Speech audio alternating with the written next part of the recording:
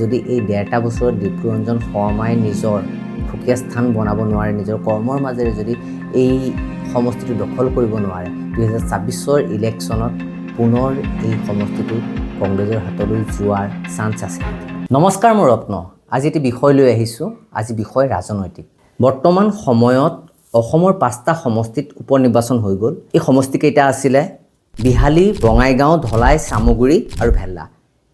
এই 5টা সমষ্টিত যদিও উপ নিৰ্বাচন হ'ল, সকলোৰে দৃষ্টি আছিল কিন্তু চামগুৰি সমষ্টিত।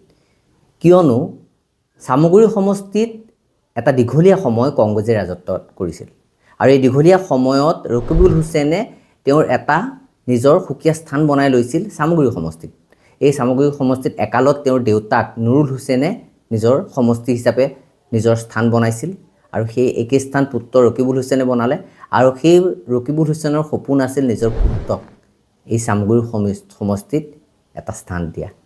তেওঁ সেয়েহে 2024 মাজভাগত তেওঁ ধুবুৰীৰ পৰা সাংসদীয় ইলেকশ্যন খেলিলে আৰু চামগুৰি সমষ্টিটো নিজৰ পুত্ৰৰ দখললৈ নিয়াৰ সপোন দেখিলে।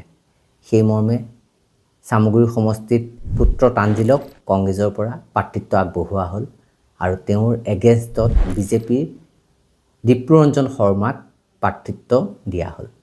গতিকে এখন যুঁজ দেখিবলৈ পোৱা গ'ল। এই নিৰ্বাচনী সময়ত, এই নিৰ্বাচনী প্ৰচাৰৰ সময়ত এখন যুঁজ ৰাইজে দেখিলে।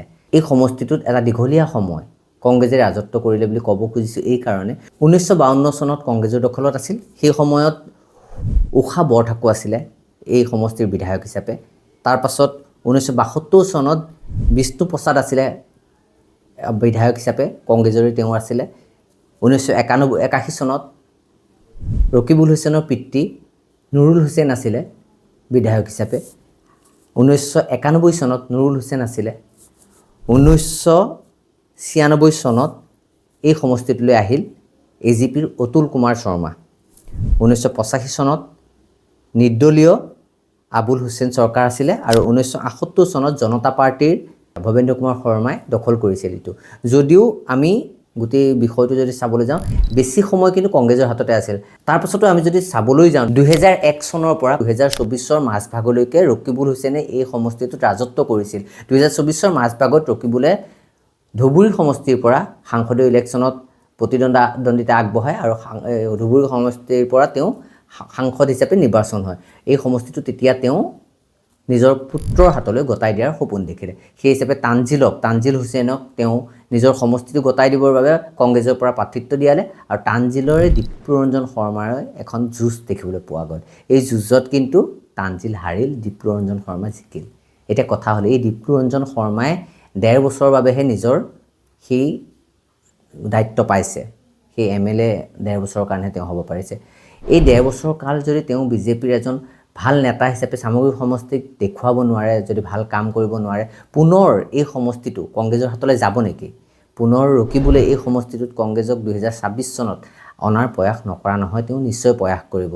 এটা দীঘলীয়া সময় ৰকিবুলৰ হাতত থকা এই এটা সমষ্টি 2001 পৰা 2024 মাজভাগলৈকে ৰকিবুলৰ হাতত আছিলে এই সমষ্টিটো। তাৰপিছত বিজেপিৰ হাতলৈ গ'ল। আকৌ ৰকিবুলে এই সমষ্টিটো দখললৈ অনাৰ প্ৰয়াস কৰিব নিজৰ পুত্ৰৰ জৰিয়তে, বা তেওঁ আকৌ আহিব নেকি? পুনৰ নিজৰ সমষ্টিটোলৈ বিধায়ক হিচাপে অহাৰ কিবা আশা আছেনে? যদি এই 1.5 বছৰত ডিপ্লুৰঞ্জন শৰ্মাই নিজৰ সুকীয়া স্থান বনাব নোৱাৰে, নিজৰ কৰ্মৰ মাজেৰে যদি এই সমষ্টিটো দখল কৰিব নোৱাৰে, 2026 ইলেকশ্যনত পুনৰ এই সমষ্টিটো কংগ্ৰেছৰ হাতলৈ যোৱাৰ চান্স আছে নেকি? গতিকে এই সকলোবোৰ সামৰি এটা প্ৰশ্ন যে এই সমষ্টিটো বিজেপিৰ হাততে থাকিবনে? দেউতাক নুৰুল হুছেইন আছিলে এটা সময় একালৰ বিধায়ক চামগুৰি সমষ্টি, তাৰপিছত পুত্ৰ ৰকিবুল, তাৰপিছত পুত্ৰ তানজিলৰ হাতলৈ গতাই দিব বিচাৰিব বাৰে বাৰে ৰকিবুল হুছেইনে। কিন্তু এই সমষ্টিটো নিব পাৰিবনে তানজিলৰ হাতলৈ? বিজেপিয়ে ভাল কাম কৰিলে বিজেপিক ৰাইজে আকৌ আঁকোৱালি ল'ব। এই গোটেই দায়িত্ব আছে এতিয়া ডিপ্লুৰঞ্জন শৰ্মাৰ ওপৰত।